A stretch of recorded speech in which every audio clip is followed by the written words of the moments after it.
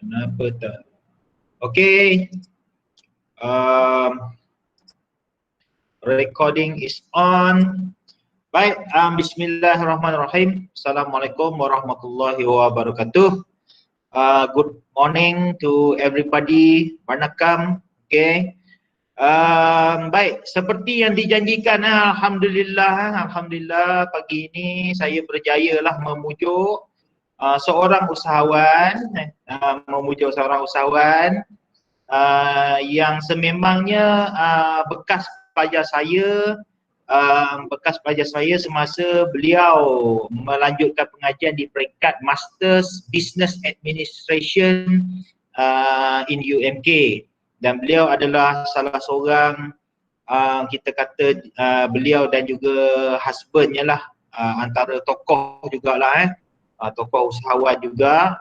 Mereka ini suami isteri sebenarnya, sangat kompetitif, sangat ringan tulang dan mempunyai banyak pengalaman. So sesuailah untuk pagi ini kita dalam masa 1 jam lebih kurang macam tu bersama dengan usahawan kita yang sememangnya telah berjaya pada saya mencipta pekerjaan kepada batch beliau juga. Ni pengalaman saya mengajar dia orang ni. Dia dah ada company, dia ambil student. Saya kalau tak salah saya fresh grad student tu kalau tak salah. Memang hebat-hebat belaka yang 3 orang tu. Jadi sebahagian daripada pekerja beliau, dan akhirnya mereka berjaya mencipta peluang pekerjaan di tempat yang lain. Baik, saya tak nak orang kata apa bercakap panjang. Okey. Dah 9 minggu saya bercakap. Hari ni kita nak bagi orang lain pula yang bercakap. Seperti mana yang anda nampak di paparan, boleh klik dan pin wajah beliau untuk mendengar. Saya kalau nama yang diberi pada saya ni, nama dia saya ingat lupa, tapi nama glamour je yang saya ingat. Nama beliau adalah Zarini Riana. Bukan Rihanna yang menari waka AA. Okey, Zariani Riana binti Zainal. Beliau adalah director, okey, pengarah UV printing lah, yang berpangkalan di currently yang berpangkalan di Lembah Sirih belakang Tesco. Okay, belakang Tesco tu. Kalau pergi tu nampak UV printing, UV print tu, tu dia punya lah. Okey. Banyaklah benda you boleh discover bersama beliau. Dan untuk hari ini, tajuk kita sebenarnya lebih kepada organizing risk taking. Organizing risk taking. So saya nak selama sejam setengah ni mungkin, saya nak semua pelajar saya tanya all out pada usahawan ini. Okay, koreklah sebanyak mana you nak korek daripada usahawan ini untuk dijadikan bekalan pada semester hadapan dan hari-hari hadapan. Baik, untuk tidak melengahkan masa, saya nak ucapkan terlebih dahulu terima kasih kepada Kak D kita ni, boleh sebut Kak D dah. Okey, Kak D kita, dan terima kasih hari ini menerima jemputan saya dan juga anak-anak ini untuk kita sama-sama memberi ilmu lah.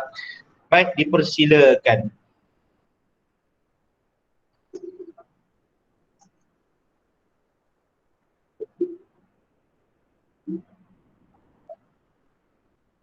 Clear tapi slow.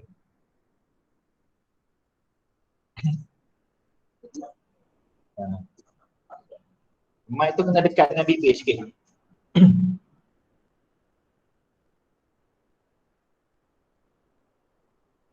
Okay, clear.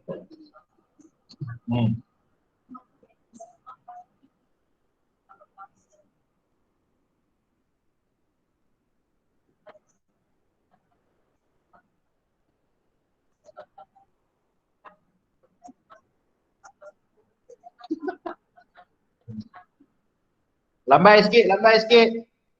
Lambai sikit. Lambai sikit. Doktor, mic untuk link 1 tak on. Di untuk link 1 mic di tak on. Okay, good. Okay, clear ke? Kena pakai mic dah macam artis hari ni pakai mic kiri kanan. Okay, clear? Dah on dah. Okay, clear ke doktor? L1 okay tak? Kenapa kita tak dapat ni? Okay. Okay, doktor. Okay. L2 okay. Okay, alright. Oh, dia either one lah. Kalau yang ni dia tak tu. Sekejap ada problem kejap. Technical. Dia tak boleh on ni. Dia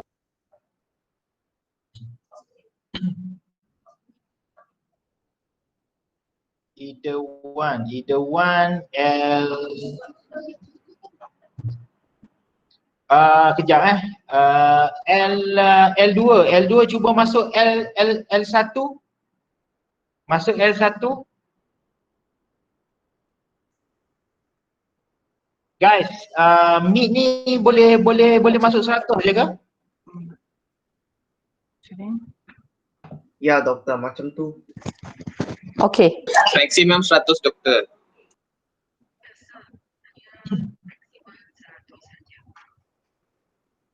Okey, cuba masuk ke masuk dulu ke L1.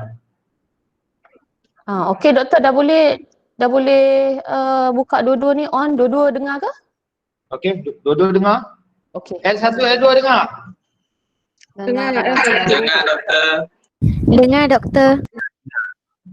L2 dengar.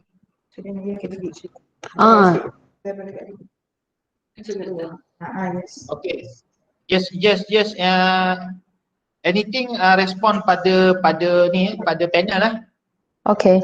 Okey, saya nak mute saya punya ni. Oh, mute doktor tak dengar.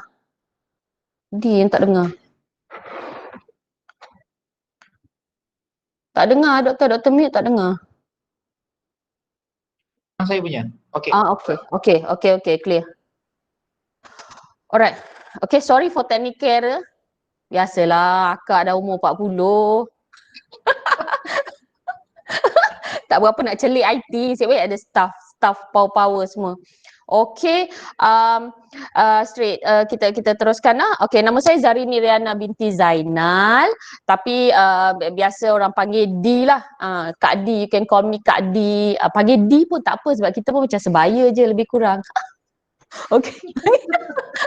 Okay, panggil D and then apa lagi yang nak tahu?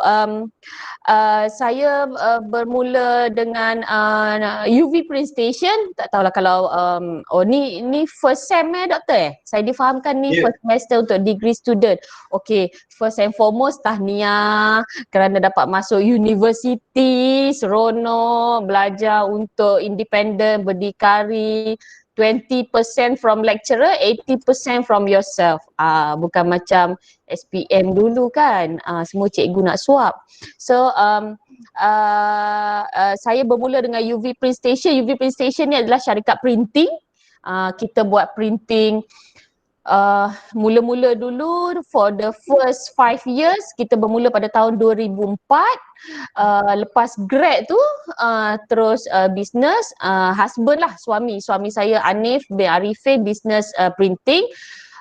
Saya dulu cikgu bahasa Inggeris, di MRSM tapi resign pada 2014 and then follow husband lah.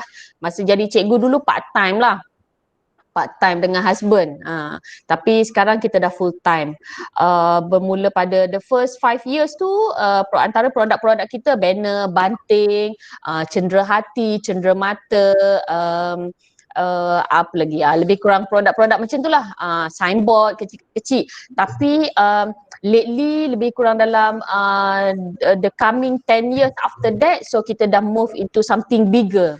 Okay, kita kena expand lah. Saya expand company kepada billboard, mega signboard, JKR road signboard, and then apa lagi? Premium signboard. Kalau kita kata premium signboard tu maksudnya dia macam LED neon. Pernah tengok kan? Company-company besar yang dia guna LED kan, yang cantik-cantik, dia wrap seluruh bangunan tu. So kita more tu LED neon, bling-bling signboard. So mungkin kalau nak tengok further after this, boleh like saya punya page di UV Print Station, UV Print Station. So boleh tengok banyak kita punya produk dalam tu. Okay, berani untuk explore something new. Kalau saya teruskan dengan banner dan banting saja, so industry is getting cruel. Okay, business industry tu dia semakin kejam. Kalau kita nak duduk saja setempat, duk harapkan banner banting dengan kompetitor yang semakin ramai, so tak boleh. So you cannot expand, you cannot survive. So me and my husband went to China every year. Dalam setahun lebih kurang dalam 3 to 4 times untuk kita dapatkan ilmu terhadap barang-barang baru. Okay, kalau kita stick di Malaysia, kita akan duduk di sini sajalah. Tapi kalau kita travel abroad, especially China in business, business punya industri, so banyak barang baru yang kita dapat dan kita bawa balik barang tu sebelum orang lain bawa balik dulu. So kita bawa balik dulu. Alright. So what else to know? Syarikat bermula 2004, jadi sekarang lebih kurang dalam 16-17 tahun. Okay, so very lucky saya start awal. Okay, kalau banding keadaan bisnes sekarang, dia very competing. Okay, ni yang ada kat sini ni semua nak bisnes ke? Yes. Boleh saya tanya, semua nak bisnes ke? Atau ni je kos yang ada, saya masuk lah. Macam tu ke? Ada siapa nak bisnes? Boleh saya tengok tak sikit? Saya memang minat bisnes, saya nak belajar dan saya pernah bisnes sebelum ni. Bisnes kecil-kecil, jual nasi lemak ke, jual kuih ke. Boleh, can I see? Anyone who really interested in business? Ada tak? Oh, Brian very good. Ravin, anyone else? Rosanna. Ni yang saya nampak lah, aku ada yang lain aku tak nampak, tak tahu. Okay. Oh, okay. Very good. Bisnes ni dia kena minat tau. Dia kena minat. Kalau terpaksa, kalau terpaksa, jadi dia tak boleh pergi jauh sebab terpaksa kan. Tapi cuba kalau you buat benda yang you minat. Macam mana ada yang tanya macam mana nak dapatkan minat? Nak dapatkan minat bila ada duit gedebuk depan mata, minat lah. Betul tak? Nampak duit suka tak? Ada siapa yang tak suka nampak duit? Saya tak okey je, tak ada duit, saya tak kisah. Ada ke? Memang hidup bukan segalanya duit, tapi segalanya perlu duit. Materialistik sikit di situlah. Okay. Alright, what else? Apa lagi tentang sejarah company? Macam itulah kita start dengan barang-barang kecil sebab modal masa tu nak start tak adalah. Kebanyakan yang tanya mana-mana talk yang saya pergi kalau berkaitan dengan student mesti tanya pasal modal. Kan macam mana nak start, betul tak? Tak ada duit macam mana nak bisnes? Apalah dia orang ni. Kan macam tu kan. Tapi kita kena kreatif lah. Siapa dia? Bank mana yang kita tak ada pengalaman tiba-tiba minta bank 100,000. Bank pun bagi dengan rasa tak bersalah. Ada ke? Tak ada. Mana ada macam tu? Bank bagi dengan rasa tak bersalah. Dengan rasa tak salah dia pun bagi, tak ada salah. Tak ada, memang tak ada macam tu. Okey, sedikit info. Kita nak pinjam bank bukan time kita tak ada duit tau. Ni pengalaman lah cerita kat adik-adik. Time tak ada duit nak pergi pinjam bank tak layan. Sebabnya dia akan tengok 6 bulan company punya statement bank. 6 hingga 12 bulan statement bank. Kalau you nak pinjam bank, you pergi kat bank kata bagi 6 bulan terkini atau 12 bulan terkini statement bank. Kalau dalam bank tu tak ada duit, macam mana dia nak bagi? Betul tak? Sebab dia tahu ni dalam bank pun tak ada duit, dia nak bayar bulan-bulan macam mana. Tapi time dalam bank tu, time business tengah rising, tengah naik, time tu nak pergi pinjam bank. Jangan ingat duit dah banyak duk simpan dalam bank. Jangan, time tu kita nak pergi pinjam bank. Pinjam bank untuk expand. Untuk expand company. Jangan dapat duit pergi beli kereta kan. Pergi buat kahwin, happening kat hotel. Janganlah macam tu. Time tu lah, time duit ada tu, time tu kita time tu kita financing. Okay, ada soalan tak setakat ni? Tak ada lagi ya? Okay, ni alive lagi ke? Segar lagi ke semua ni? Aku cakap seorang lah ni doktor, ya Allah. Okay, berkenaan dengan cabaran dan rintangan. Okay, kita berkenaan dengan cabaran dan rintangan. Sebelum kalau rintangan, kita perbezaan antara dulu dengan sekarang. Okay, saya rasa saya beruntung dengan suami sebabnya kita start awal. Time tu kita start awal, time yang kita mesti ada kedai, ada premis, kita duduk dalam kedai, orang datang. Time tu lah, 2000, tahun 2000, tahun 1999 macam tu kan. Kita ada kedai, orang datang, betul tak? Tapi sekarang kalau kita ada kedai, kita duduk dalam kedai, tak buat marketing, tak buat branding, orang nak kenal kita ke? Sedangkan orang lain semua dengan TikTok dia, dengan marketing dia, dengan FB ad dia, dengan IG dia, kita nak duduk dalam kedai diam-diam tunggu orang datang. Ingat orang nak layan ke? Agak-agak. Okay, boleh saya tanya Brian? Brian, kalau you nak pergi sesuatu kedai, you nak beli barang, you pilih barang tu based on what? Katalah you nak beli burger. Malam-malam lapar Brian, you nak beli burger, you pergi kedai yang macam mana? Apa faktor yang you pilih? Malam-malam tak kisahlah, ada burger terus beli je. Brian? Any idea? Brian clear ke tak ni? Ayah tak kisahlah, ada burger terus beli je. Brian lekat dah aku rasa. Okay, tak apa. After this Brian, I get to you back later. Ravin, let's ask Ravin. Ravin. Yes, Apa madam. factors yang Ravin pilih untuk beli burger? First of all is the price and second is the quality. Macam mana tak dengar lah Ravin? First of all, the burger's price and second is the quality. Burger price and quality. Yeah. Price and quality. Okay lah. Price is always number one kan? Macam tu juga dalam consumer behavior. Kalau kita tengok dia punya study pun, price is always number one. Okay, tetapi itu based on study lah kan, based on report, price is always number one. Tetapi kalau kita fikir, kenapa perempuan, okay, perempuan macam Nur Atikah ke, macam Rozana Izzat ni ke kan, perempuan. Ada perempuan yang katakanlah kita nak beli bag kan, okay, faktor, kalau kita kata faktor nak beli handbag ni kan, perempuan kan suka beli handbag kan, ada 1, 2, ada 10 pun dia kata tak ada handbag juga lagi.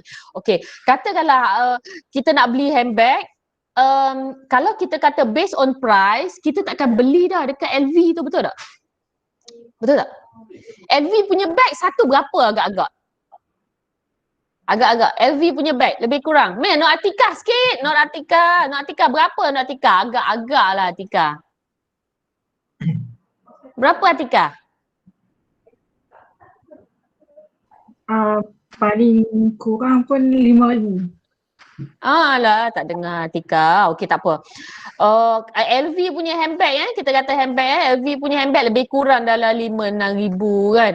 10 ribu pun ada. Kalau kita kata based on price, tak ada orang dah nak beli dekat LV tu, betul tak? Am I right? Kita akan lebih beli yang lebih rendah, lebih price friendly kan, lebih harga lebih murah, mungkin beli kat Pantai Timur, mungkin beli dekat KB Mall kan. Kalau Kelantan lah kan. Okay, kat Aeon. Tapi rasa masih ada tak orang pakai LV punya bag?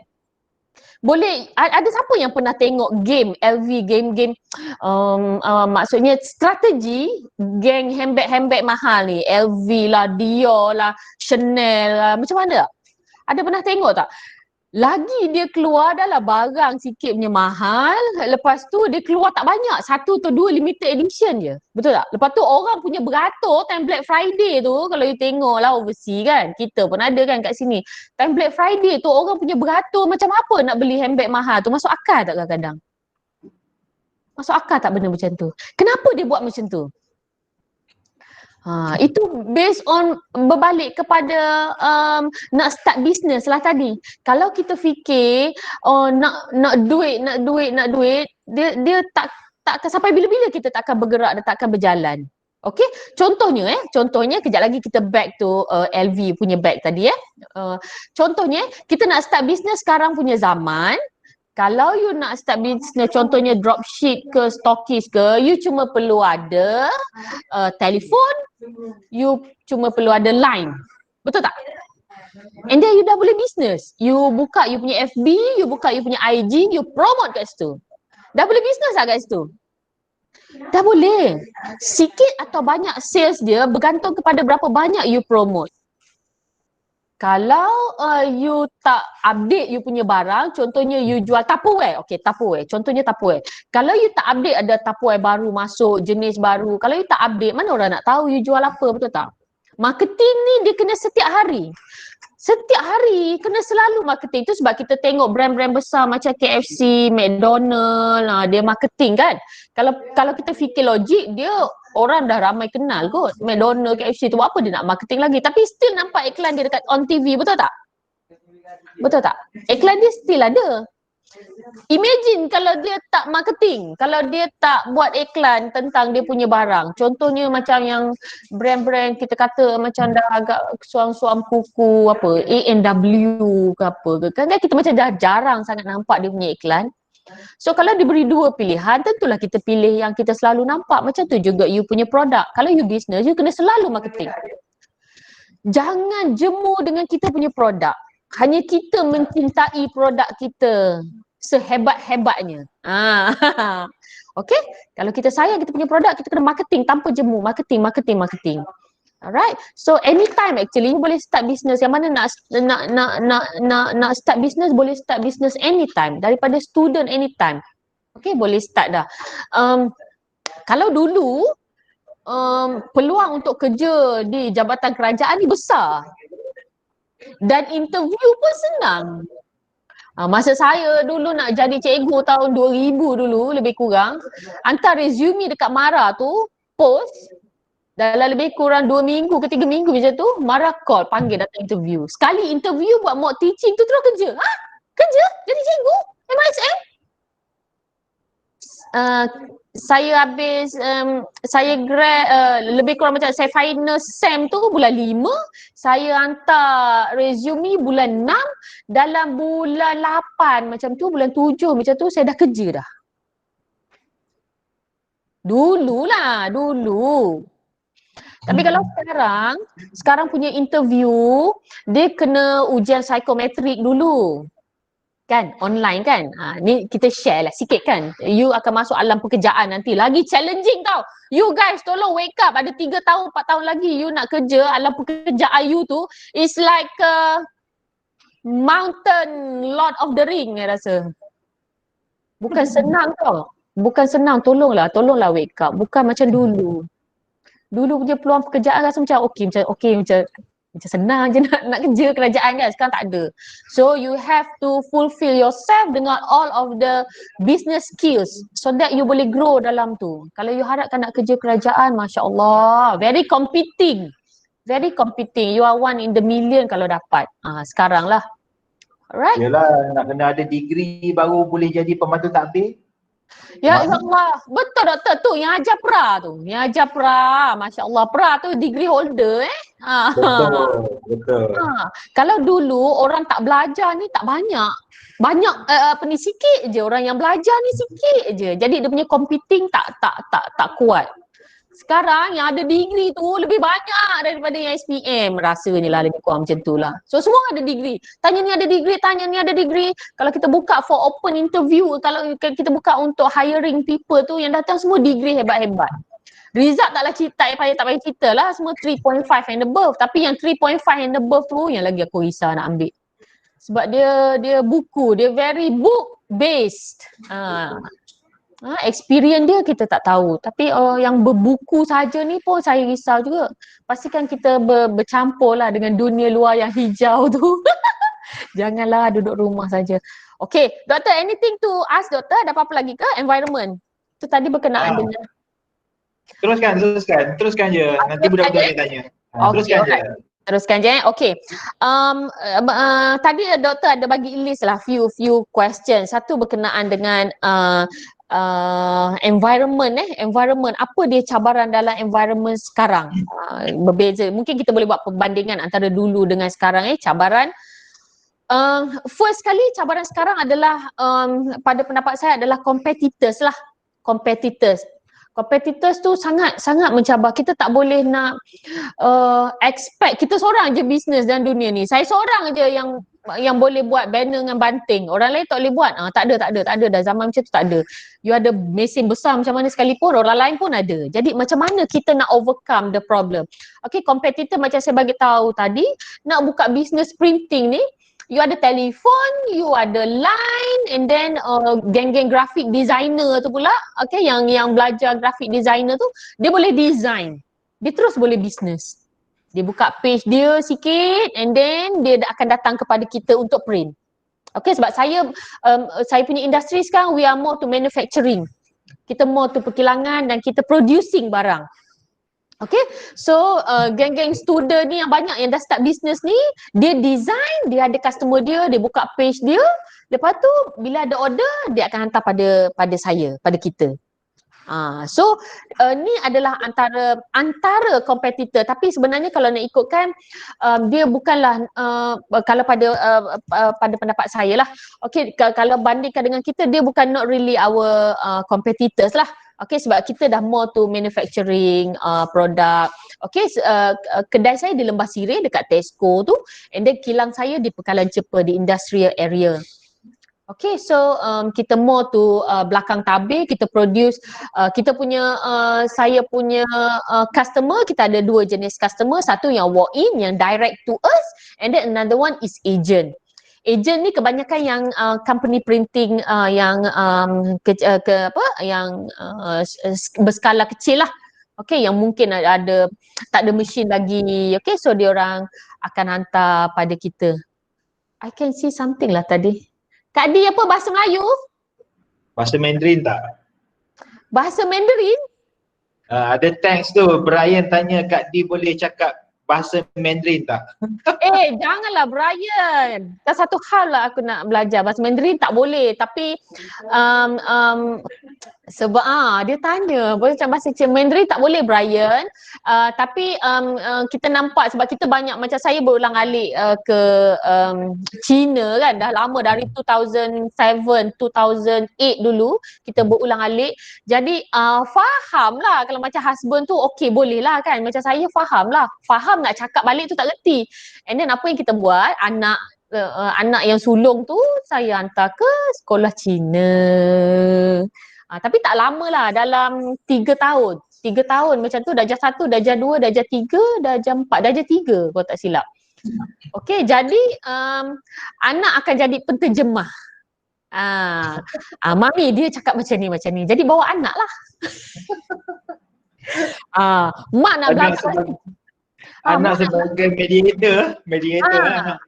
Ada juga kadang-kadang dia tak faham kalau yang terlalu laju sangat ke apa. Tapi kebanyakan base kita bawa dia lah. Mami dia cakap macam ni. Oh okey, ya ke? Dia cakap macam tu. Lebih tapi kalau ada peluang macam you guys study ke kan, kalau ada peluang untuk ambil bahasa Cina, itu ada sangat advantage. Sebab China one of the economic punya monopoli kan. So advantage. Alright, macam berbalik pada kita punya competitors tadi, competitors yang saya rasa one of cabaran adalah apabila dia terlibat dalam price war. Price war ni dia main harga. Kalau kita dalam bahasa kita sebut main harga lah. Dia main harga. Dia jual murah, kita nak lagi murah daripada dia. Dia jual lagi murah, kita nak lagi murah daripada dia. Jadi apa masalah kalau kita terlibat dengan price war ni adalah kita akan menjual barang yang murah. Apabila kita menjual barang yang murah, kita punya margin kecil. Bila margin kita kecil, kita susah nak grow. So itu price war. Jangan terlibat dengan price war. Kalau you guys are into business in future, elakkan dari terlibat dengan price war. Melainkan itu adalah strategi untuk naik lagi. Tapi kalau tengok kompetitor kita jual murah, kita nak jual murah lagi. Dia jual murah, kita jual murah lagi.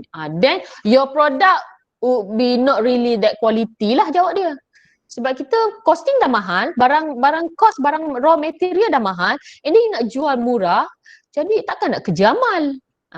Kan? Tak boleh lah macam tu. So macam mana kita nak elakkan daripada price war ni adalah melalui business strategy. Melalui marketing. You buat marketing gila-gila biar orang pandang situ, sini barang you, pandang situ, dapat lagi barang ni. Ni contohnya siapa? Li Yan Chen. Li Yan Chen, nama barang dia pun Li Yan Chen. Pergi sana nampak, Li Yan Chen. Jalan lagi nampak, Li Yan Chen. Siapa dia Li Yan Chen? Ni barang apa dia jual? Kenapa barang dia bergata-gata ni? Kan, see? You brand yourself. You brand your product.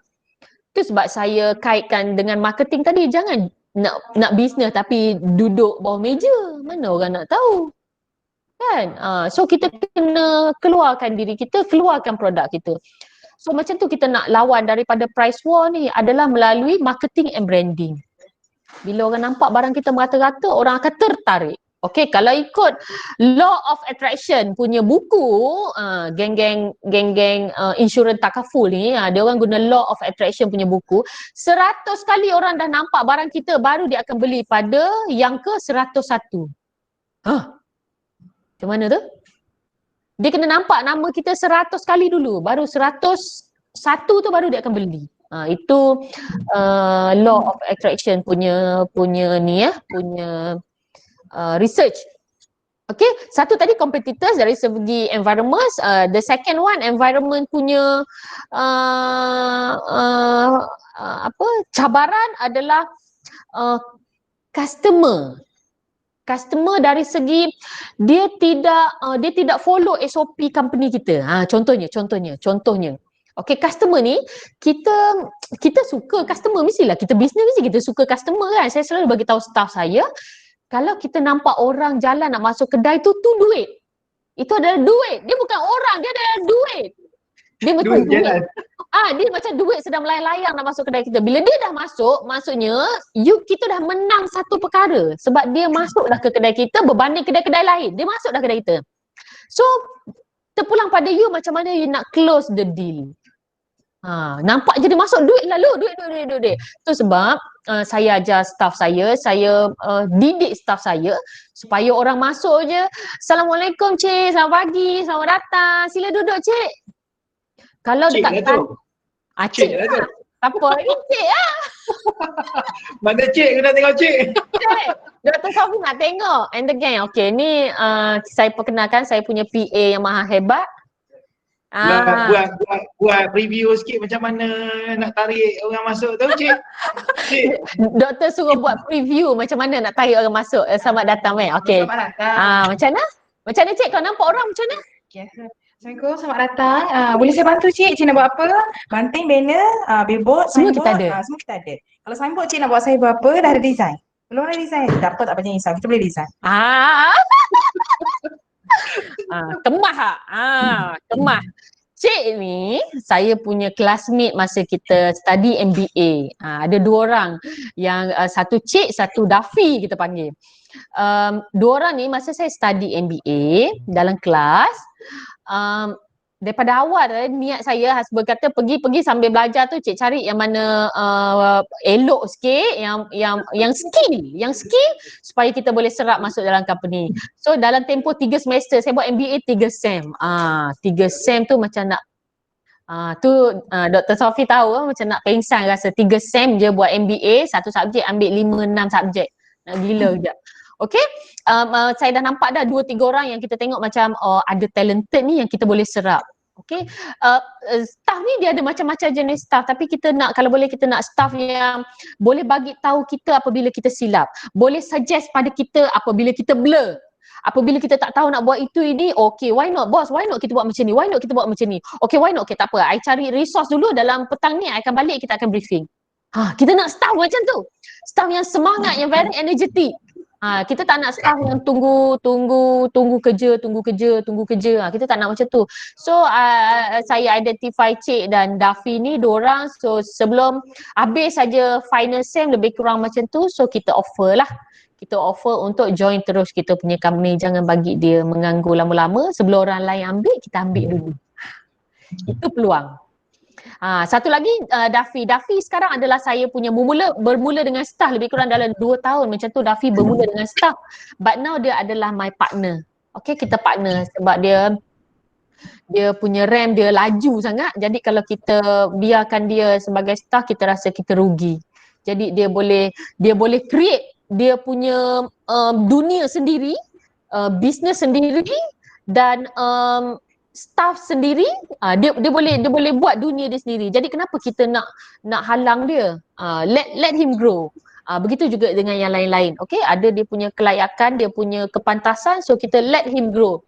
Being a leader, you jangan takut kalau staff you lebih hebat daripada you. Jangan.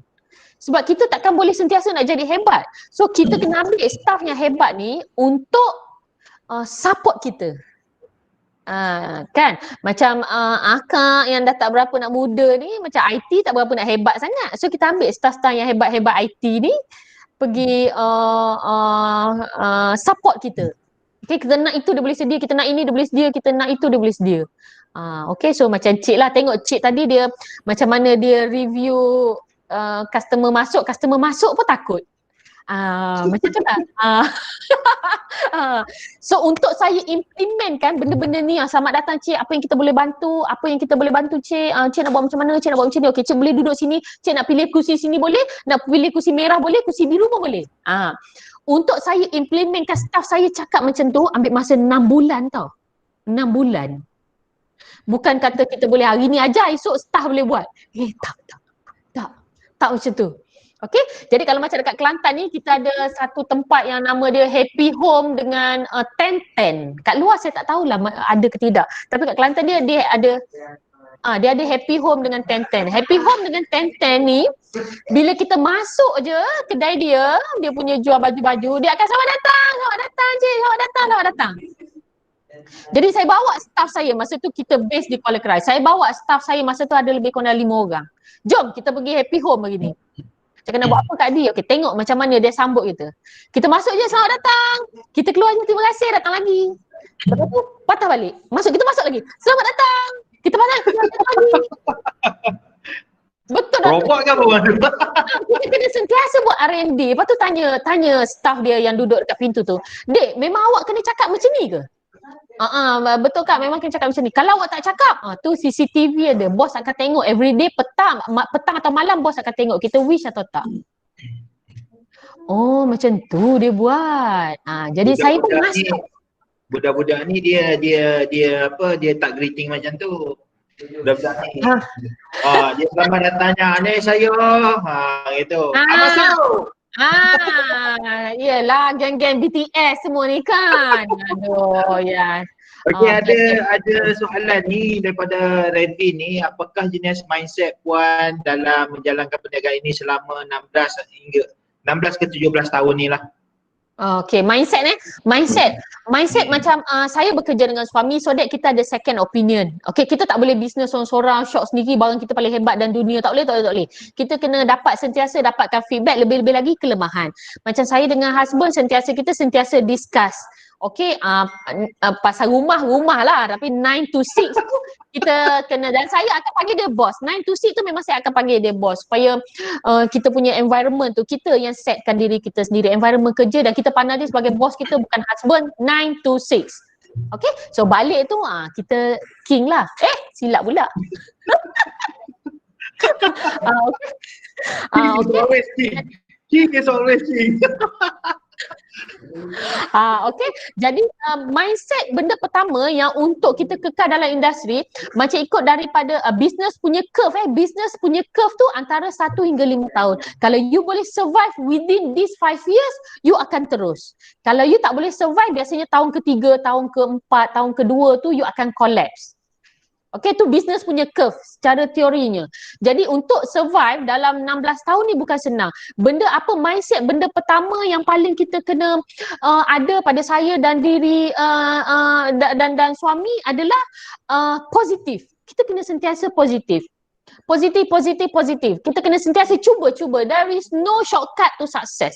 Tak ada no shortcut. Tiba-tiba lahir je terus jadi hebat. Tak ada. Kita akan bermula step one by one. Apatah lagi kita bermula daripada bawah. Okay, kita bukan lahir daripada silver spoon, lahir dah ada dalam emas, tak ada. So kita bermula daripada bawah.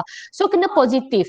Macam pada tahun 2014 saya pernah join satu pertandingan kita ada mention dulu, saya pernah join satu pertandingan nama dia RBC, Rural Business Challenge. Rebut hadiah 300,000, 750,000 dan tempat pertama 2 juta. Okay, tu Malaysia punya entrepreneur punya competition. So mula-mula tu fikir, boleh ke aku menang kan? Boleh ke dalam Malaysia semua kod masuk? Boleh ke menang? Dia hantar paperwork. Bisnes dia adalah mengenai paperwork. Dia hantar paperwork, lepas tu Putrajaya akan turun tengok you punya company. Betul tak apa yang you cerita dalam paperwork? So daripada step 1, lepas tu dia pergi step 2, dia pergi step 3, step 4, paperwork kita lepas lah. Buat, lepas tu sampai step 5 dia site visit, Putrajaya turun tengok company kita dekat Kuala Krai. Dia datang lah. Kalau kita fikir tak boleh, kita takkan buat paperwork tu, betul tak? Paperwork tu lebih kurang tebal macam ni, ada lebih kurang 600-700 muka surat. Tapi sebab bekas cikgu agaknya kan yang main dengan paper, jadi buat je lah, buat. So sampailah ke turun site daripada 2014 tu, sampailah ke final pitching. Final pitching tu 5 minit. 5 minit je you kena cakap untuk melayakkan diri you menang 2 juta. So you bayangkan business you dalam tempoh berapa? 13-12 tahun masa tu, you kena cakap dalam tempoh 5 minit. You kena bagi tahu semua panel tu dalam tempoh 5 minit berkenaan dengan business you. So finally we made through. Alhamdulillah kita dapatlah 750,000 grant. It's grant. Free dia bagi kat you. Free dia bagi. Grant. Dia matching. Dia grant. Government punya grant yang dia khaskan untuk usahawan-usahawan SME Malaysia. So kita dapat 750,000. Kalau kita tak positif, saya takkan hantar pun paperwork. Sebab macam, boleh ke menang? Ramai kot yang masuk. Orang lain hebat lagi kot. Betul tak? Tapi kita pun hebat juga. Kalau orang lain tu kata dia hebat, aku pun hebat juga. Kan macam kamu kalau kata, dia masuk you lah, dia engineering lah, course. Aku masuk you juga. Aku ambil keusahawanan. Kan? Kita hebat juga. Kita yang meletakkan diri kita kat mana. Kalau kita rasa diri kita tak hebat, so tak hebat lah. Kalau pada saya, memang saya confident, hebat. Kan? Kita kena confident. Kita yang merasakan diri kita macam tu. Okay, tu berkenaan dengan soalan tadi. Tu mind setting is very important. Kita kena positif, kita kena pergi. Kalau kita tak pergi, kita tak tahu. Pergi je dulu. Nampak susah tu, go through it. Okay, tak ada apa yang senang. Okay, ada soalan daripada Nur Hikmah ni. Hikmah. Nur Hikmah bekerja dengan suami Kak Di ni bila dia bercakap laju dia jadi Sami, dia tak bekerja dengan Sami Alah si Sasbindajit dengan Rabin sekarang. Berubah dia bekerja dengan suami bukan Sami. Dia sebut laju dia jadi Sami lah. Okey, bekerja dengan suami maksudnya memang sudah ada akar dari mula atau bangunkan sendiri perniagaan daripada tiada apa-apa. Okey, boleh sebenarnya, tak ada masalah. Memang kena positif dalam bisnes atau industri lain sekalipun. Walau bukan dalam bisnes sekalipun, dalam you punya study sekarang sekalipun, you kena sentiasa positif. Memang kena sentiasa positif. Dengan suami tu daripada awal tu kita start daripada zero. Kita bukan inherit daripada family business yang mahal, hebat, megah, holding. Memang tak lah. Itu pukul 7 punya sinetron. Okay, jadi kita bangunkan daripada bawah. Saya dengan suami habis belajar tahun 2003. Kita orang sama fakulti. Time belajar carilah. Sebab esok dah kerja, dah tak ada masa. Kau dah kerja pagi, petang, siang, malam. Time belajar cik cari.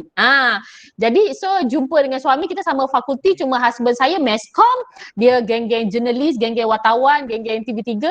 Cuma saya geng-geng Tesel. So kita dalam satu fakulti. So daripada awal bila grad tu saya kerja sebagai guru dan dia terus start bisnes daripada bawah. Kalau kita cerita daripada bawah dulu memang sedih lah nak cerita, memang sangat sedih lah.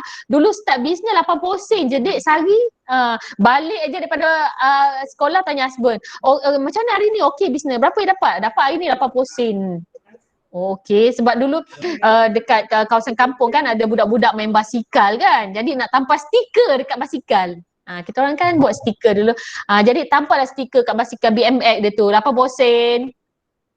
Kan? Hoi, kalau belum kahwin lagi masa tu, terjamin ke tidak hidup aku ni? Dululah. Tapi as I mentioned earlier on, kita kena positif, kita jalan-jalan, go through. Dalam pada saya mengajar pun, balik mengajar petang, kita pergi dekat kedai, tengok apa yang anything kita boleh bantu kan, kita boleh tolong. Sampailah 2014 husband kata okay enough lah, so we are expanding, we are growing now, so minta bantuan so that kita boleh work it out together. Sebabnya mengajar masa ni penat dek pagi petang siang malam duduk kat sekolah, lepas tu English pula dekat Kelantan ni, mengajar di Kelantan, ya Allah pening penat. Cikgu dulu kan macam cikgu sekarang. So resign 2014, so follow husband until now, and then we are growing alhamdulillah. Okay, kena ni lah, kena seronok. Kita bermula daripada bawah. Kalau soalan back to soalan Nur Hikmah tadi, kita bermula daripada bawah Nur Hikmah. Okay, any other question? Ada apa-apa lagi yang nak tanya? Ada ni Miss Tan tanya, how you maintain your employee still working with you except you pay a higher wages? Yes. Haven't you seen your employee will job hopping? Okay, yes. Itu benda pertama yang saya buat selepas saya resign. Okay, sebab dulu kita punya staff come and go. Sebab kita bukan government. Government dia akan stick. Staff masuk dia akan stick. Buat macam mana sekalipun, yelah dia akan stick. Yes sir. Tapi kita adalah corporate sector. Staff nak, staff masuk, staff tak nak, staff pergi. So benda pertama yang kita buat dulu adalah beli jiwa. Kita kata beli jiwa. Kita jangan fikirkan diri kita je nak bisnes. Kita jangan fikir kita je nak beli kereta. Kita jangan fikir kita je nak seronok pergi sana sini, travel abroad, overseas. Okay, so benda pertama adalah kita kena, you bagi gaji tinggi pun macam mana pada dia, gaji tinggi pun kalau hati dia tak ada dengan you, they won't stay. Alright, they won't stay with you. Dia dapat better offer, dia orang lari. Dia dapat better offer, dia orang lari. Okay, so apa yang kita buat adalah HR punya planning. So kita perkemaskan lagi, kita fokus on HR punya planning. Sebab how you treat your employee is the way how your employee treat your customer. You layan dia bagus, dia akan layan you punya customer bagus. Okay, so you kena tahu, nak jaga orang ni bukan senang. Kalau jaga mesin, you tak suka mesin tu, you tutup je, pergi tutuplah dia punya swim, nyampau bunyi bising. Tu mesin. Kalau customer bising lah dia ni, you boleh tutup dia ke? Can you switch off her or him? Of course cannot. Okay, lagi nak handle orang ni, doktor susah doktor kan? Doktor sekarang dah geng-geng pengarah, nak handle staff macam tu lah, nak main angin lagi kan.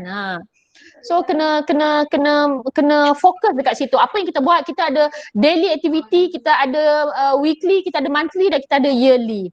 Okay, macam daily activity, apa yang saya buat adalah, macam saya bagi tahu tadi, kita kena beli jiwa dia.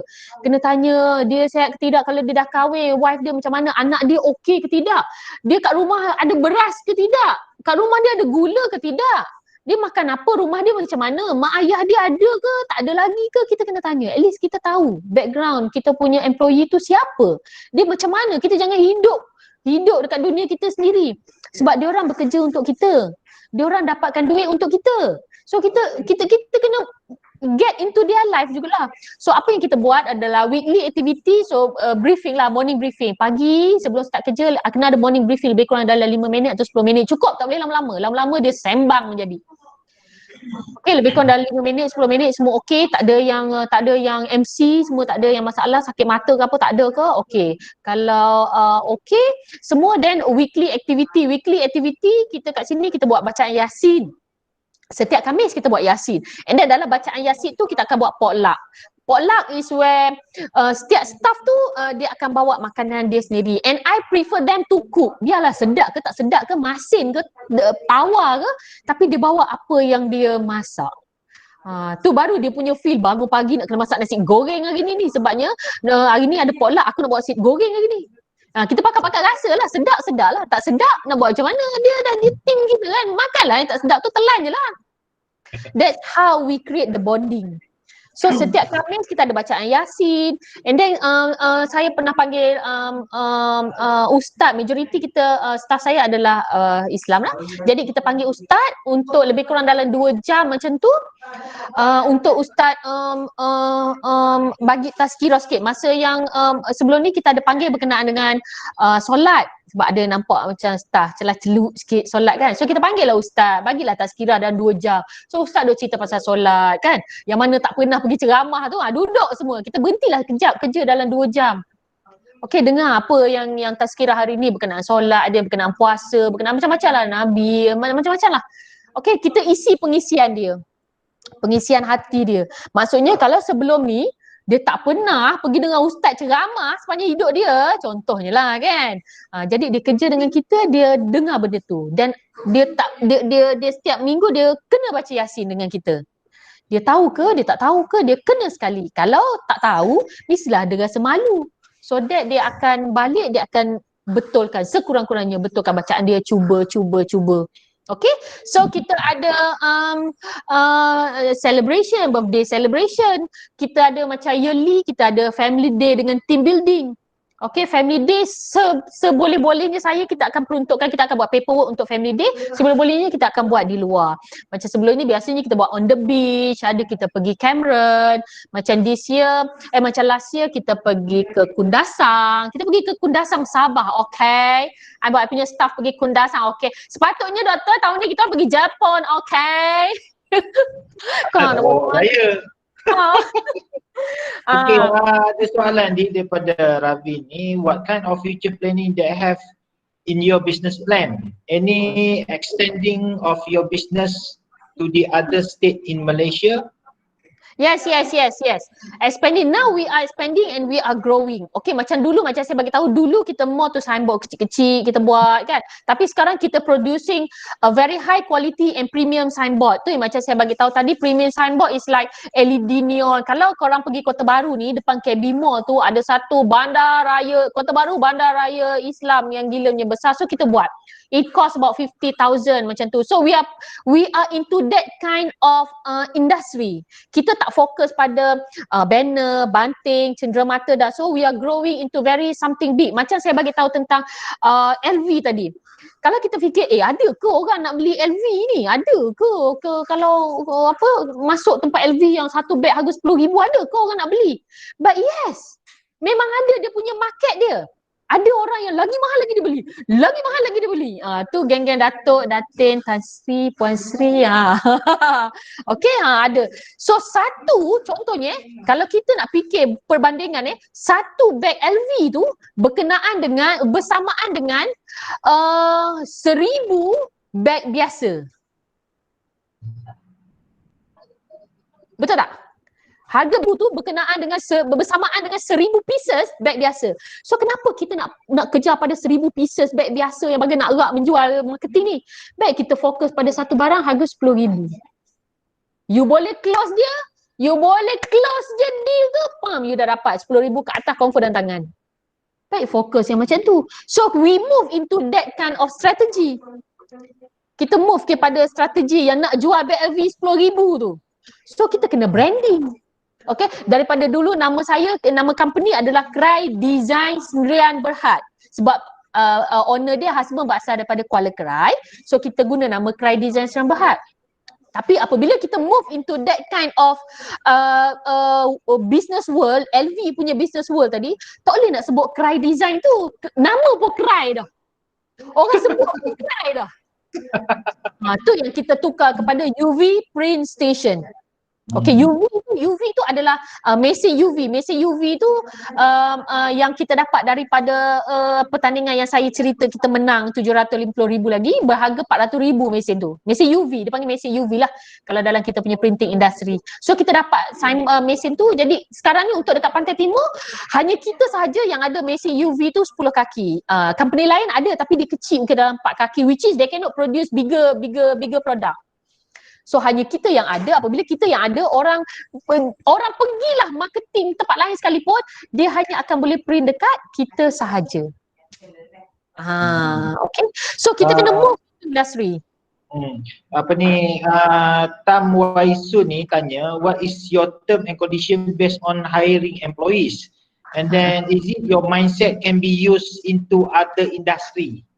Yes, I think it must be used into under industry, under different industry. Okay, untuk term and condition staff ni, kalau saya lah untuk sekarang punya lah, sekarang kita first kali saya ambil yang experience lah. Sorry to say, janganlah marah, kena cari experience dulu. Bukan tak nak fresh grade, tapi kita tak nak sakit kepala. Tapi kita buka untuk internship, kita terima untuk internship tau doktor, kita terima. Ada kebanyakan company yang malah nak sakit kepala, jangan ambil budak intern ni, sakit kepala, nak ajar lagi, nak pantau lagi, nak isi markah borang lagi. Tapi as for me, because I was a teacher, so kita terima untuk student intern. So kalau student intern yang masuk dengan kita akan letak dia into frontliner. Okay, tak adalah kita sorok dia kat belakang, tapi kita nak bagi dia pengalaman kan. Jadi saya akan letak, kalau graphic design, contohnya student graphic design, kita akan letak di depan terus. Okay, you deal dengan customer, you belajar macam mana customer punya perangai. Ada yang macam tu, ada yang macam ni, ada yang 10 kali nak tukar gambar tapi tak tahu apa nak pun ada. You deal lah dengan dia. Okay, so that you ada experience untuk benda-benda macam tu. So sekarang punya masa, kalau you tanya my TNC on employee, hiring employee, is that I need experienced student because I don't want to get headache anymore. Okay, macam itulah. Saya nak tanya on behalf student ni, is there any I mean based on your experience tadi, you jumpa peniaga yang agak clumsy, peniaga yang memang I think I mean very various behavior, contohnya ada tak experience tu? Ya, itu yang bila doktor kata consumer behavior tu, mak pergi buat homework man tadi. Okay, sekali dengan consumer behavior. Bila kita bisnes, kita kena bersedia dengan pelbagai ragam. Di samping kita nak jual barang kita kena kuat mental supaya kita boleh absorb semua perangai orang. Perangai Ravin, perangai orang ni tidaklah dia sentiasa macam yang kita nak, tak? Itu antara satu cabaran. Okay, contohnya ada yang dia dah transfer, okay, contoh customer dia dah transfer duit, dia dah okay, saya dah setuju nak buat banting 300 pieces, bagi tahu detail pula. Saya dah setuju nak buat banting 300 pieces, okay, saya masukkan deposit lah. Bush, dia masuk deposit 2,000.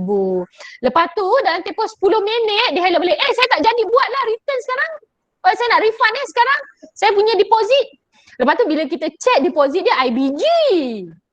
Do you know IBG guys? Gyro kan, yang hari ni masuk 2-3 hari lagi baru clear. Dia nak refund sekarang. So how do you want to tackle of that kind of situation? Kalau you guys macam mana? Cuba bagi tahu sikit. Angguk kepala ke geleng kepala? Adakah you akan refund? Kalau you refund, you angguk. You tak refund, you geleng. Let me see. Adakah you akan refund? Fikir dulu Syazwani, fikir dulu. Mana atas lu fikir nak refund ke tak nak? Tanya jejak. Adakah you akan refund? You akan refund. Ravin, you akan refund. You will refund. If you have in a day 10 customer who want to refund their money, will you refund? Shash Vindajit. Now you get my point. Awal-awal kita dah buat term and condition, kita tak akan refund. Whatever you bagi pada kita, kita tak akan refund. Ada very clear in the term. Unless you nak tukar dengan barang lain, tak bagi, tak jadi buat signboard. Okay, I nak tukar lah, I nak buat baju untuk my staff contohnya. Okay, fine, tak ada masalah. Tapi duit tu kita tak akan refund. Kalau I tak tahu nak buat apa lagi, I cancel signboard yang ni. Okay, I akan datang balik you next month. Nanti kita guna duit tu. Okay, fine. Tapi refund no. No. Jangan ajar benda refund. Sebab macam kita pergi mana-mana sekalipun kita beli barang, unless itu silap kita. Unless itu silap my staff. Unless the mistake come from our side. Okay, kita akan refund. Okay, tapi kalau dia nak refund, dia dah setuju nak buat, suddenly nak refund, alasan dia, I tak jadi buat lah sebab I jumpa tanggi satu kedai lain tu dia murah lagi daripada sini. Ada aku kisah? Sebab before you deal with us, you need to think. You kena decide dulu mana you nak beli. Kan? You masuk KFC, dah bayar, sorry tak jadi beli sebab I pergi McDonald tadi baru nampak, iklan dia lagi murah, I tak jadi beli sini. Kau ingat dia nak layan kau? Lebih kurang macam tu. So how we deal with the question, macam mana kita deal dengan customer macam tu is very important supaya kita tak nak dia sakit hati dan dalam masa yang sama kita pun nak berurusan lebih panjang. So kita bagi tahu benda ni kita tak akan refund, tapi you boleh buat something else. Okay, you boleh buat something else ke, atau you get your relative ke your friend yang nak buat apa-apa guna duit tu, so your relative will bayar lah pada you. Itu one of the solution lah kan. So kita kena, tapi dalam you punya invoice, dalam you punya bill, term and condition, quotation must be clear. Kena clear sangat. Itu antara perangai-perangai customer lah. Macam-macam lah perangai customer ni. Kadang-kadang ya Allah sakit kepala. Yang tak bayar hutang, Masya Allah. Tu tak cerita tak bayar hutang lagi. Semalam pun jadi along. Semalam I jadi along. I biasanya kalau hari Sabtu, hari Khamis memang I akan jadi along telefon minta hutang. Minta hutang yang 2 tahun lepas, bulan Februari tahun lepas lagi. Bukan tahun ni, tahun lepas lagi. Tu yang boleh nak jadi gila tu kadang-kadang. So you punya mental and you punya physical and mental kena strong nak berhadapan dengan orang. Macam I cakap tadi, kalau kita tak suka mesin tu kita boleh off. Dengan orang kita tak boleh nak shut him off macam tu je kan. Okay, any other question tadi?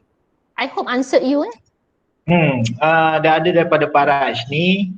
What is your role model who inspire you when you start your business? Role model kalau sebelum ni yang menyebabkan saya berani untuk berhenti kerja, kan dah dapat cikgu kot, dah dapat pencen, dah masa tu dah dapat sistem pencen, dah ada nombor pencen dah. Tapi apa yang membuatkan saya berani dan saya tekad untuk resign, my role model yang saya nampak adalah my husband. Macam mana dia bekerja, macam mana sebab dia dulu 15-16 years back dia akan hantar saya pergi maktab, pergi MRSN, lepas tu dia akan terus buka kedai pukul 7.30 pagi. 7.30 pagi dah buka kedai. Ada ke orang nak beli 7.30 pagi tu? Agaknya tak ada lah. Tapi dia akan buka sebab dia dah hantar pergi kerja, so dia akan buka kedai. Dan dia akan tutup kedai pada pukul 11 atau 12 malam. So hidup memang dekat kedai sahaja. How he love the premise, how he love his product. Tak kisah orang nak cakap apa ke, dia duk cerita lah pasal produk dia. Dia duk cerita lah pasal produk dia. Dia nak cakap, apa ada kau nak beli ni? Kalau macam dulu mind setting cikgu ni lain. Memang tak ada mind setting business langsung dalam ni. You nak suruh I pergi business, pergi cakap kat orang, belilah barang ni. Memang tak lah, I tak tahu, I tak ada skill tu. Tapi apabila kita berhenti, kita tengok macam mana dia business, macam mana dia kuat, macam mana dia struggling, macam mana I rasa macam tak boleh lah macam ni, you nak dah lah duit ada 50,000 je, 50,000 ni you nak beli semua material, macam mana boleh macam tu? Tak boleh.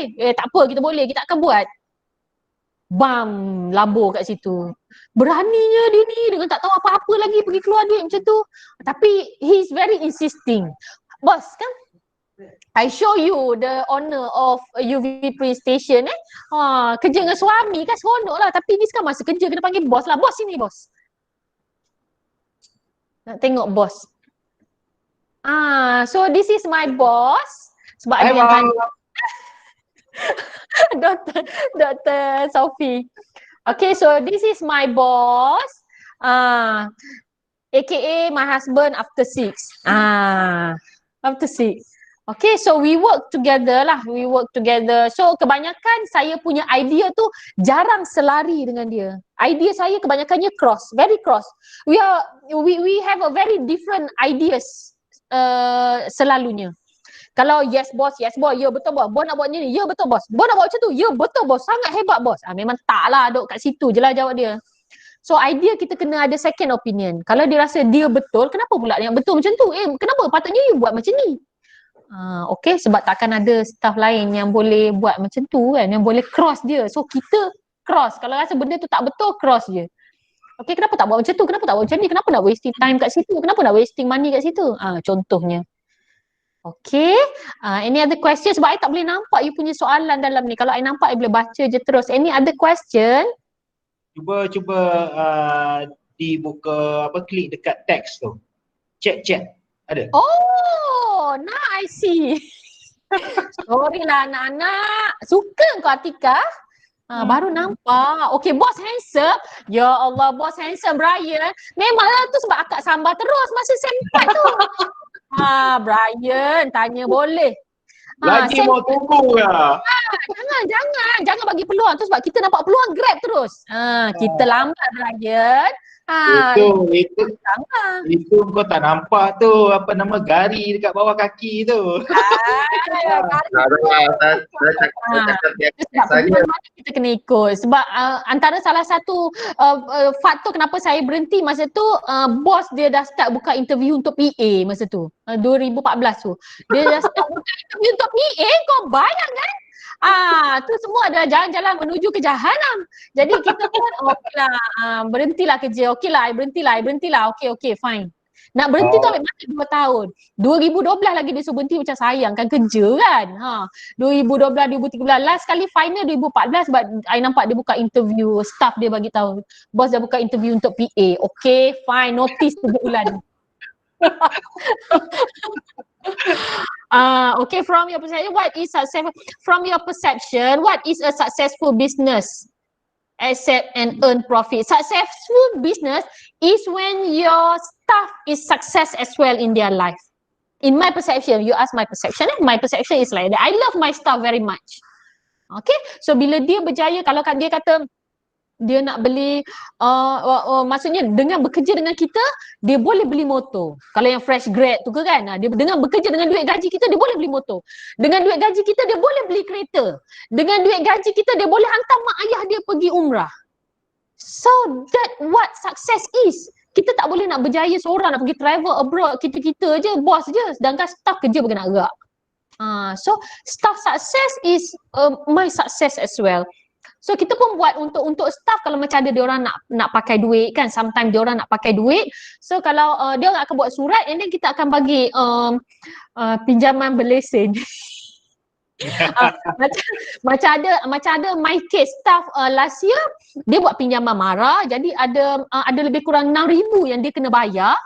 Jadinya selagi dia tak bayar 6,000 tu, the agency keep harassing the guarantor. Sekarang punya style. Dia telefon, dia tak dapat guarantor. Jadi guarantor masa tu pakcik dia. So dia datang, dia buat surat, dia nak pinjam 6,000 untuk dibayar terus pada mara tu supaya orang tu tak kacau dia lagi. Yalah, you mau tolong mah. Kan, kita tolong lah.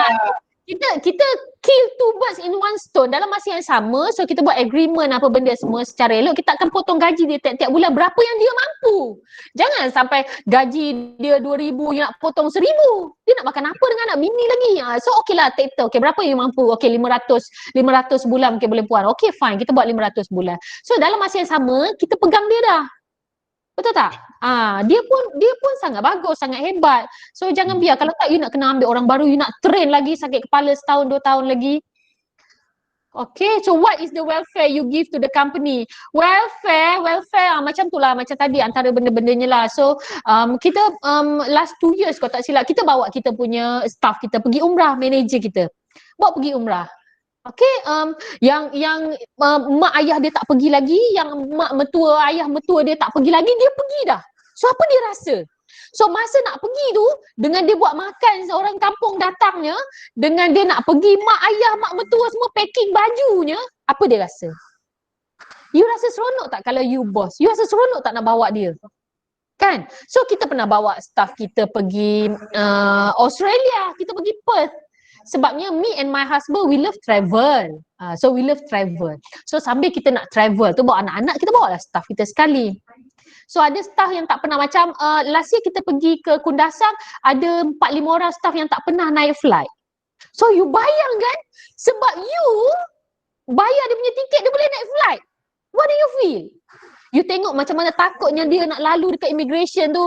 You tengok macam mana takutnya dia nak duduk dekat dalam flight tu nak take off, macam mana kuatnya pegang. So memang seronok lah. Memang seronok lah tengok. So supposedly this year kita pergi to Tokyo, Jepun, tapi kita tak boleh nak pergi. So nak buat pasport tu pun seronok. Aku ada pasport? Aku tak pernah ada pasport kot sebelum ni. How do you feel? That is what success to me.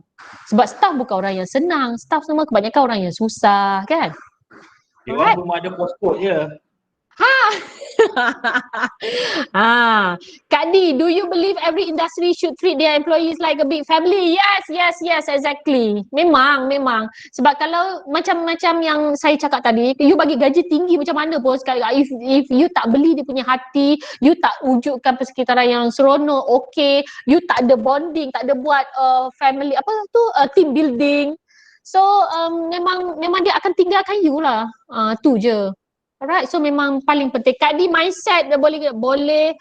Okay, apa lagi? Okay, Taiful. Okay, any other question? They respect you for life, Kak D. Okay, insyaAllah, amin. Saya nak tanya, mungkin soalan ni mungkin student not in their mind lah.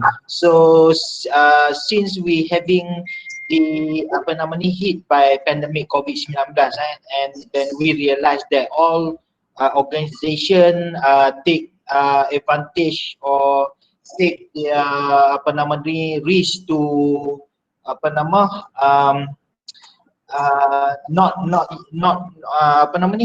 no more appoint their staff to become retire awal ataupun dibuang kerja lah So this is kind of bencana yang kita nampak sedikit tetapi memberi impak kepada mereka yang berniaga, tak kira kecil ataupun besar. So di UV printing, di UV print station sendiri, so based on dia punya perception, dia punya mindset dan dia punya kepercayaan, adakah sekarang ni orang kata dia orang buang orang disebabkan oleh nak sustain bos punya life. This is Rakyat Marhain punya school of thought. Dan pada D sendiri, adakah dalam keadaan yang sebegini perlu dibuang pekerja ataupun remain pekerja dengan very highly motivation, ataupun there is what we call escape way untuk diterus company itu sustain mengharungi pandemik COVID ni. Okay, thank you Doctor for question. Undoubtful lah, memang mana-mana industri, especially industri yang berskala besar, higher scale kan, macam AirAsia ke, Malindo ke, Sony ke kan, itu memang sebab dia punya expenses, expenses tu tinggi dah. So memang the best way yang dia akan buat itu pun habis tapis dah agaknya kan, untuk tidak buang kan. So in UV print station pula, this is what we call mungkin apa yang kita buat tu berbaloi berkenaan dengan staff. Macam saya bercerita apa yang kita buat dengan staff tadi, whatever we take care of our staff, their welfare whatsoever. So during this pandemic, bermula dengan bulan 3. Bulan 3 kita boleh lagi, bulan 4 okay lagi. Masuk bulan 5, masa tu PKP straight Masuk bulan 5 tu, so kita bagi tahu pada staff bulan 4 tu kita ada sangat sikit income ada sebab masa tu kita terlibat dengan PPE, dengan frontliner punya hospital punya barang. So masih ada income masih ada, tapi income kita tak banyak, company tak banyak. So apa yang kita buat adalah kita panggil staff masa tu dalam bulan 5 kalau tak silap. Bulan 5, so kita panggil staff. Apa yang kita buat adalah saya bagi tahu straight, okay, untuk bulan ni saya hanya mampu untuk bayar pada staff saya 1,000 sebulan seorang, regardless of your position. You are supervisor, you are manager, you are assistant manager, you are marketing manager, regardless of what aspect you are, I hanya mampu bayar 1,000 sahaja sebulan pada semua orang. And then what do you guess? Do they accept? You rasa diorang terima tak? Agak-agak. Dengan gaji sebelum ni, katakanlah 2,000, 3,000 gaji sebelum ni kan. So I mampu bayar 1,000 je. Macam mana you guys accept? Agaknya dia terima tak? Agaknya my staff terima tak? Tengok Yes. McCarthy lah. Yes. Sashvindajit ko. Yes, they accept. Staff terima, tak apa, it's up to you boss. Whatever yang you ada, okay fine, we accept. Sebab memang kedai kita tak buka, kita dalam PKP, kita memang tak ada job, tak semacam selalunya dan kita pun tak boleh keluar pergi kerja.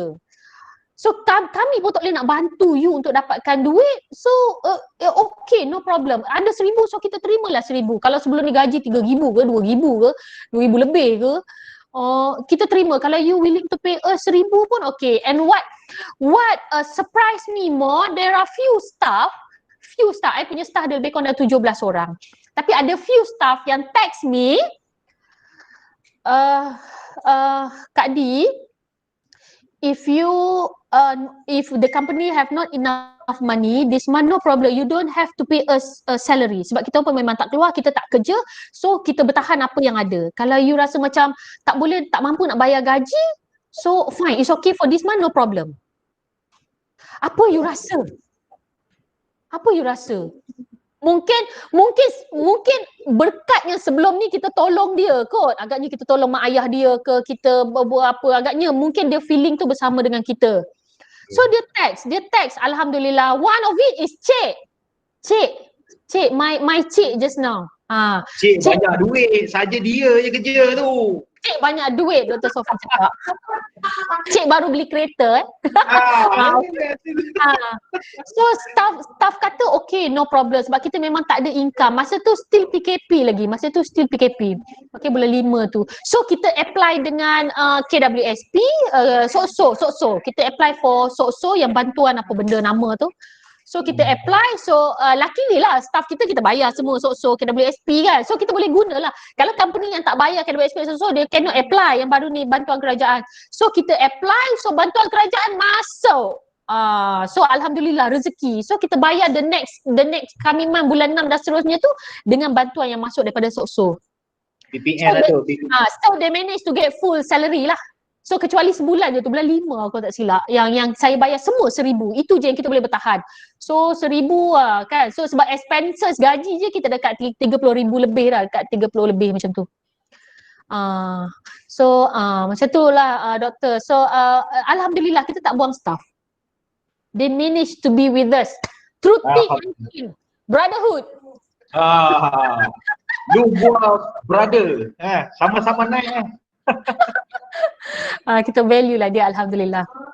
Baik, terima kasih Kak Di kita atas penjelasan, pencerahan dan sebagainya.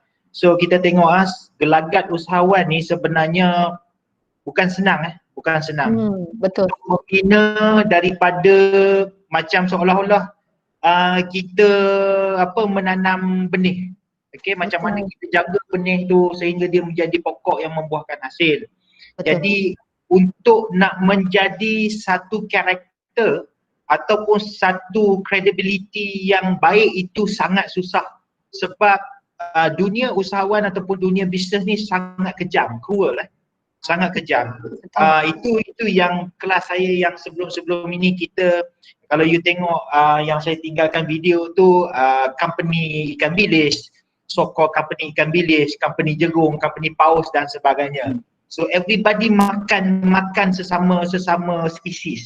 Jadi itu yang sekarang ni macam mana kita tengok gelagat usahawan ni mempunyai nilai-nilai yang kalau kita bekerja dengan mereka yang mempunyai nilai yang positif lah jadinya, sehingga kan kita anggap company itu sebagai keluarga kita dan company itu company kita. Sebab kita kena ingat, kita bekerja dengan orang mengambil kita kerja, itu adalah satu rahmat. Tak kira lah menyelusuri pelbagai agama, India ke Cina ke dusun ke Kristian ke Islam dan sebagainya. Kita percaya kepada satu, you believe your God, we believe in Allah, itu sahaja. So bagaimana kita nak membawa ciri-ciri keusahawanan dan gelagat kita sebagai seorang usahawan, kita yang tentukan. Betul. Kalau nak ikut marah ni, semua orang nak marah. Kalau ikutkan nak bakar kedai, nak bunuh orang, semua orang nak buat. Kan itu yang sekarang ni kejadian orang kata apa, gejala sosial berleluasa, banyak penipuan, integriti dan sebagainya. Sekiranya usahawan itu, gelagat usahawan, behavior usahawan itu, dia bina company dan dia tidak amanah kepada apa yang dia buat, Betul. boleh je Kak Din kau nak cilok duit daripada laki dia tidur malam tu, dia transfer duit, dia tahu semua akaun husband dia dan sebagainya. Boleh kalau dia nak buat macam tu. Kan? Kira tinggal awak tu tak ada apa, kemburuk je, pergi tepi je. Boleh je nak pun pelbagai. Minta maaf boh, dah ada dengar kau boh. Ada motivate tau. Benda ni berlaku. Macam Kak Tinggo kata, cerita pukul 7 kan. It is actually a real situation happen, but maybe you as a student, maybe you cuma ingat tak yang saya kata, cerita Batman tu, jangan melihat karakter pelakon. Okay? Kita tengok plot cerita tu apa sebenarnya. Ingat tak? Saya ada tinggal jangan kata saya tak ada meninggalkan bukti-bukti ya. Saya meninggalkan bukti-bukti yang jelas. Baras betul, Baras ada sebut nama Baras dalam tu dengan Punita, mana Punita saya ada sebut Baras dengan Punita. Okay. So itu yang ni Okey, yang apa yang saya boleh rangkumkan, terima kasih Di. Banyak kita tengok ciri-ciri ataupun gelagat usahawan yang Kak Di kita share. Contohnya macam marketing dengan promosi ni perlu dibuat secara continuously based on the current need. Ingat sebagai usahawan we need to cater marketing and promotion based on the current need and then close. Betul. Jangan buat marketing tak ada closing. Mesti ada closing. Closing dia end up yang macam Kak Di kata lah. Orang yang masuk itu adalah duit yang berjalan masuk. Yes. Itu perception mereka. Dan secondly is there is no shortcut for success. Melainkan you merompak macam ada kelas saya yang lepas saya kata meniaga ada dua. Satu halal thayyiban, satu lagi yang haram. Okay, you buat perdagangan orang, you seluduk senjata, you main judi dan sebagainya, you keep betting and whatsoever because you want to highly nak sangat. Orang kata apa dah jadi Tuhan duit ni, bertuhankan duit ni susah. Okay, so yang ketiga kena sentiasa positif lah. Okay, niaga ni siapa tak nak rugi, semua nak untung, nipu lah. Okay, tanya orang gila pun, orang gila pun kata kau gila ke apa? Dia pun pandai kira duit, orang gila. Gila pun nak untung, kau yang tak gila pun kau nak rugi. Kau gila ke apa? Kan? Bahasa tu nampak macam kasar, tetapi itulah sebenarnya bila kita nak bercakap, sebab kita rakyat mahal. Kalau saya bercakap bahasa education, bahasa buku, mungkin you tak faham, tak sampai. Even previously dalam kelas Kak Dinko pun, saya mengajar pun macam tu. Benda realiti yang kita discuss. Kena sentiasa positif. Jangan melihat staff kita macam dia kata tadi ada yang kurang solat.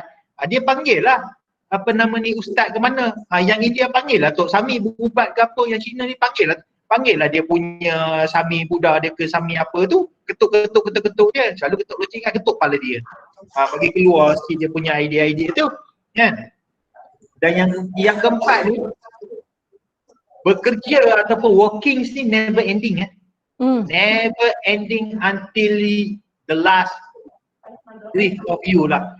Okay, sampai you mati, meninggalkan nama bukan meninggalkan belang Barat.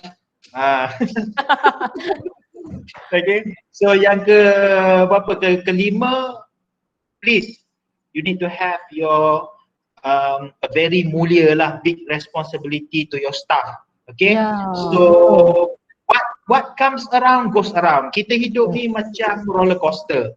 Okay, kalau kita take care staff kita, definitely staff kita akan take care kita.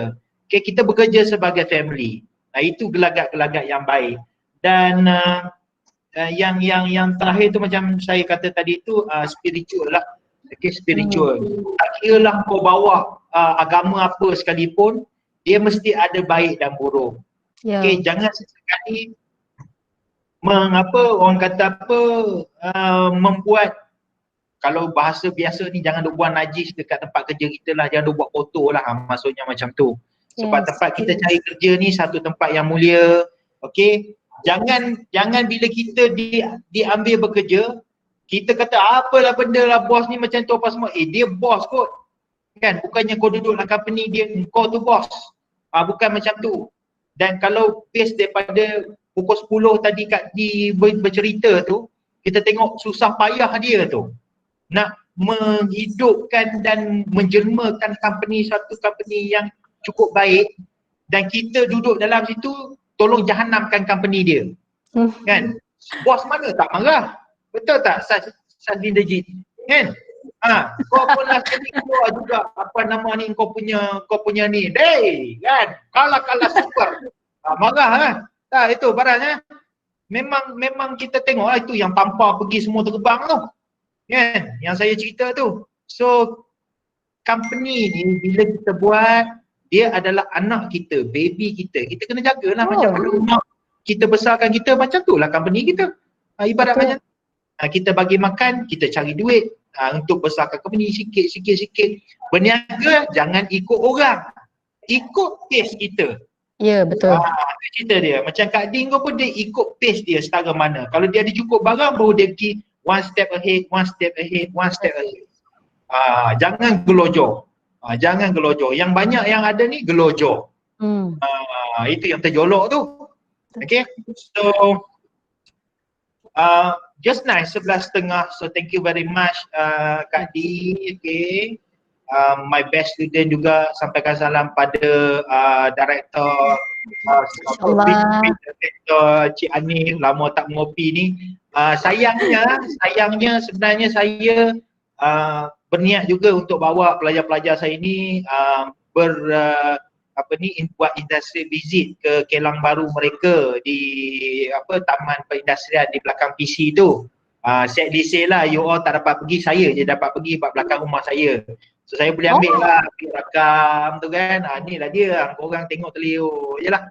Kan? So kita pun tak tahu bila pelajar kita akan masuk. So ingatlah perbualan kita ini kita record. So saya akan masukkan dalam YouTube. So boleh nanti kita kata you tengok berkali-kali sebagai mungkin Kak Di ni sebagai inspiring woman ke dan sebagainya. Kita tak tahu esok-esok masuk Forbes ke kan, kita tak tahu rezeki orang. So bila dah balik ke Kelantan nanti boleh contact Kak Di tu, pergi tengok dekat mana UV Print Station. Dia alu-alukan sebab ramai pelajar kita berada di sana, insyaAllah. Baik Di, terima kasih Di. Terima kasih banyak-banyak pada sesi pada hari ini. So it is very grateful and very fruitful lah you punya information share. So dekat suami bukan Sami. Suami. Doktor nanti dulu one last question. Ya, Brian. One last question, Kak Din, macam mana kamu deal dengan company internal problem macam gossiping and backstabbing? Dengar Din. How you handle gossip dengan backstabbing? Okay. How you handle with the employee gossiping and backstabbing? Mesti ada benda-benda macam tu. Cumanya masa dia mula-mula sekali dia register, kita dah terima dia dengan offer letter, and then dia datang, dia akan sign contract kan. Dalam kontrak tu saya tulis dah siap-siap, doktor, dilarang menghasut dan menyebarkan fitnah dan memecah belahkan. Memang ada dalam kontrak. Saya tulis siap-siap. So if anything happen, kalau ada yang ni bagi tahu yang ni, mungkin kalau seorang dua tu tak apa lagi lah bagi tahu kan. Tapi kalau macam ramai bagi tahu, Kak Di, you have to be careful with this one. So memang kena panggil lah. Macam Kak Di is very straight. You salah, kena bagi tahu you salah. Kenapa nak simpan? Tak ada. You salah, kena bagi tahu you salah. Cuma nak tegur staff tu should be panggil kan kita berdua so that dia tak malu, tak jatuhkan muka dia. Tapi memang kena panggil. Memang ada pun kes-kes macam tu sebelum ni, tapi kita panggil. Kalau you nak kerja kat sini, so you elok lah. Tapi masa kita panggil tu, kita dah kena bagi notice dah lah. Well, sorry, bukan notice, memo. Sebab buku akta kerja 1955 warna kuning tu dah rebus dan minum air. Sebab you kena tahu apa yang you buat pada staff you betul. Jangan mainkan dia, perasaan dia ke apa benda ke, semua kena ada. So everything we follow according to law lah. Dan kita pernah ada staff sebelum ni seorang sekali yang buat aduan kepada pejabat buruh sebab kita tak bayar dia punya gaji. It was last 2 years ke last 3 years. Sebab according to contract, you nak resign, you kena bagi I notice, 4 minggu notice, 4 week notice. So that I pun tak adalah huru-hara nak cari orang ganti kat tempat you. So dalam 4 minggu notice, bila you berhenti, kita boleh cari orang lain ganti kat tempat you. Okay, so macam tu juga I. Kalau kita pihak company ada masalah nak berhentikan you, kita kena bagi you 4 minggu notice. Kalau you ada kesalahan tata tertib, dia kena bagi memo pertama, memo kedua, memo ketiga. Kita kena follow all the rules. So apa yang staff ni tak puas hati, bekas staff ni tak puas hati, dia buat aduan kepada pejabat buruh sebab kita tak bayar gaji dia. Sebab dia bagi 2 minggu notice. 2 minggu notice. Dia bagi 2 minggu notice, lepas tu dia berhenti. So daripada awal pun kita dah bagi tahu lah, memang tak boleh lah, you kena bagi 4 minggu notice sebab so that kita ada pengganti, nak gantikan kerja you, nak continue apa yang you dah buat, mana barang you tinggal kan. Tak boleh lah nak terus pergi macam tu. Masa tu dia account staff pula tu kan, berkenaan dengan duit kot. Kan? So bila tak, memang kita tak bayar, memang I tak bayar gaji kan. Sebab I dah bagi tahu you kena tunggu sampai 4 minggu sebab banyak benda yang I boleh catch up dengan you balik, so you pergi juga. So okay lah, fine, saya memang tak bayar gaji. So dia buat aduan pada pejabat buruh sebab I tak bayar gaji. So buruh panggil masuk dalam court dia lah, court pejabat buruh lah. Bukan macam court mahkamah tu, court pejabat buruh kan. So kita pun naik lah masa tu akak dalam pantang. Akakmu ni dalam pantang masa tu. So bos yang pergi, okay, Encik Anif yang pergi. Jadi bila Encik Anif yang pergi ni, dia banyak kesian daripada nak marah. Jadinya yang staff tu pula perempuan kan. 2 minggu notice, saya cakap memang tak bayar. So pejabat buruh call lah, masa tu masih call nak minta penjelasan. So saya cakap memang dah ada notice. So this is contract, dia dah sign kot. Dia dah sign semua ni, maksudnya dia faham, dia kena bagi 4 minggu notice. So okey lah, pejabat buruh terima. So memang kita punya contract dan dia dah sign, memang salah dia. So I ada hak untuk tidak bayar gaji dia. Kalau dia berhenti kurang daripada 4 minggu notice, dia kena bayar sebulan gaji pada kita. So I pula tuntut pada dia, bak sini sebulan gaji. Kan, kau nak main sangat tu dulu staff lah, kan, staff lah. So you kena be careful, kita nak kerja dengan orang, kita kena tahulah. So I kejap doktor, saya baru baca Ravin punya question ni. If any of your staff wish to open their own printing business, will you give a hand support? Okay, setakat ni dah berapa tahun bisnes ni, kita ada lebih daripada 5 orang staff kita yang dah berhenti dan open up dia orang punya company sendiri. And then dia orang datang, ada yang nak beli second hand machine dari kita pula sebab nak beli mesin baru tak mampu kan, mungkin kan. So minta tanya ada tak second hand machine yang boleh jual-jual ke, so that I boleh bayar puncher pada you sebulan 10,000 ke macam mana ke kan. So okay, yes, kita akan bantu. Why not? Why not? Rezeki Ravin di tangan Tuhan. Kita tak tahu. Sebab lagi satu yang paling penting kan, kita kena tahu walaupun dia buka kedai, dia jadi kita punya competitor, kita tak tahu dia bisnes macam mana. Contohnya macam masak lah. Mak masak nampak sedap je kan, dia baling-baling garam, dia baling itu, dia baling ini, sedap. You nak masak macam mak you cakap, walaupun dia kata garam 1 sudu, bawang 2 ketol, you buat macam tu rasa takkan sama. That's macam tu lah contoh dia. Dia business is dia punya business lah. Takkan you nak rasa dengki dengan dia yang baru nak start, you dah 16 tahun kot. Dia baru nak naik kot. Tak nak dengki apa kan. So masing-masing punya style lah. You nak duduk dalam industri, you go on with your strategy lah. So tak ada masalah, nak tolong ke nak apa, tak ada masalah kot. Okay? Okay. Right. That's all for today. Okay. So seronok sembang Kak Di ni, kalau pergi kat Coffee Story ke dekat Vogue ke, panjang lagi tu. So I think that I think that you need to bear in mind sekiranya kalau ada dari segi case study ataupun you want to have to get help or advice or guide from Kak Di, then you can go and see her at UV print station dekat apa nama Tesco lah So Cik, mana Cik? Itu student bekas student saya juga tu. Dulu kecil, sekarang dah tengok pipi hidung pun dah tembam semua. Kata Cik dah semakin kurus dan hebat. Dah semakin kurus. But I actually really appreciate because of both of them. Seorang lagi adalah penama ni Daffy Daffy kalau boleh follow dekat UV Print Station dekat Facebook. Daffy I tak pastilah Daffy lah DAFI Daffy Daffy boleh follow dia under our Fazil Abidin ataupun our new company Solar Sun Ventures. Solar Sun Solar Sun kita create kita create satu business and then kita bagi pada Daffy, kita buat agreement lah, come to we provide all the materials and raw and then they run the business. Yes, Solar Sun so itulah dia. I mean sedikit juga you welcome. So very fruitful everybody. So this is again recording, so you boleh berkali-kali lah tengok seronok sebenarnya cerita gelagat usahawan ni. So terima kasih Di. Thank you Dr. Thank you very much. Bye everyone. Bye Ravin, Ni Masara and all. Bye. See you. Okay guys, saya rasa this is the best time ever kita bersama dengan usahawan. So untuk minggu depan nanti I try to, I don't know, maybe I try to find somebody, okay, untuk kita minggu-minggu terakhir ni, I think that better, people talk to you, people share to you because we already go almost 9 weeks bersama kan. Jadi why not ada orang lain bersama-sama dengan kita since Kelantan have a lot of entrepreneur person, so maybe I can tapping the rest of my MBA student actually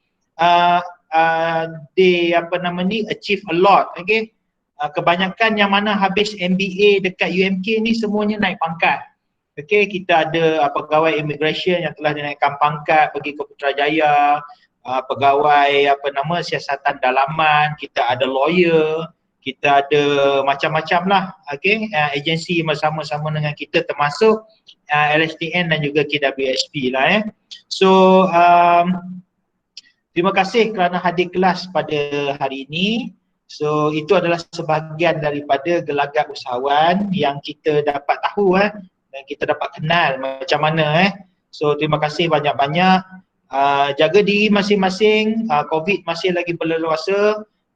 Di Kelantan ni banjir second wave akan tiba. So jangan duduk seronok sangat, duduk tenggelam timbul dah sekali tenggelam aku tak tahu nak cari kau dekat mana. Okay, take care yourself, okay. Bye-bye. Assalamualaikum. Thank you, Doktor. Thank you, Doktor. Thank you, Doktor. Thank you, Doktor. Thank you, Doktor.